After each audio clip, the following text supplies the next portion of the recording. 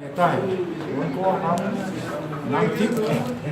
तो हमारे सामने जो BPF है, जो काउंसिल का रूलिंग पार्टी है, और असम में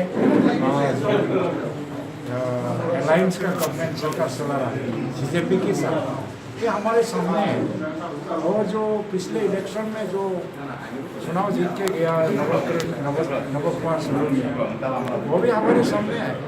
वो दोनों बराबरी की स्टैंड ले रहा है। हमारे सामने जो सेकंड पोजीशन में अगर कोई होगा तो नव सरोनिया और BPF एक स्थान में होगा सेकंड पोजीशन में। थर्ड पोजीशन में कांग्रेस आ सकता है, लेकिन यहाँ बहुत सारी पार्टी की तरफ से कैंडिडेट देने की घोषणा किया। हमें उम्मीद करते हैं कि कम से कम 7-8 कैंडिडेट हो, क्योंकि हम ये सही ऐसा ही सही है, गणतंत्र ऐसा ही होना चाहिए, सब लोग लड़ो, और हम इसको स्वागत करते हैं। हमारे सामने जो चुनाव लड़ने जा रहा है नव कुमार सरोनिया, वो बोरो और ओबोरो के बीच में विभाजन ला के चुनाव जीत के गया। उन्होंने ओबोरो का एक नशिया बन के सभी ओबोरो को सुरक्षा देने के या न्याय देने के वादा किया। बोरो के खिलाफ एक जंग छोड़े से रहा था।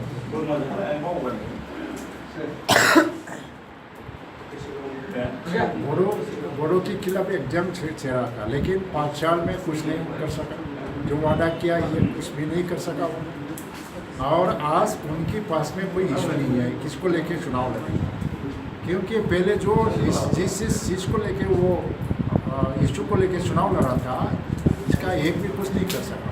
ये संसद की या पार्लियामेंट में भी उसको बोल नहीं सकता। तो अभी नव सरोनिया के में कोई आस्था नहीं है। और BPF एक शासक है, वो बोलते रहते हैं कि हमने ये डेवलप किया, रास्ता किया, ये किया, लेकिन सही मायने में यहाँ कोई डेवलपमेंट नहीं हुआ लोगों का, क्योंकि जो इकोनॉमिक कंडीशन है लोगों का ये नीचे जा रहा है। बहुत सारे लोग यहाँ रास्ते में क्या है लेबर करके अपने ज़िंदगी बिता रहे हैं, क्योंकि उन लोगों का अर्निंग या ये पैसा कमाने का रास्ता कोई नहीं, नौकरी तो नहीं मिला।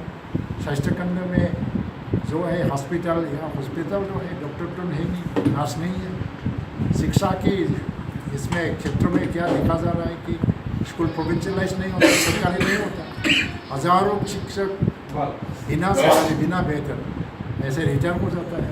कहाँ पर डेवलपमेंट? और दुर्नीति जो भ्रष्टाचार है, सही मायने में बहुत 1000 करोड़ का भ्रष्टाचार हो रहा है। इसको खुद कंट्रोलर एंड ऑडिटर जनरल की तरफ से भी स्वीकार किया गया।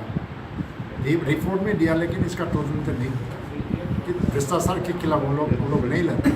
असम में सर्बानंद सोनोवाल तो बोलते हैं कि 0 टॉलरेंस करप्शन के अगेंस्ट में एक लड़ाई है, लेकिन BTC में आके वो शुभ रह जाता है। यहाँ कोई करप्शन के अगेंस्ट में लड़ाई नहीं है। ये सारी मुद्दा हमारा है आज, लेकिन उन लोगों के पास कोई मुद्दा नहीं है। बिना मुद्दा चुनाव लड़ने जा रहे हैं। इसलिए हम लोग बहुत आशावादी हैं, लोग हमारे साथ खड़े रहे।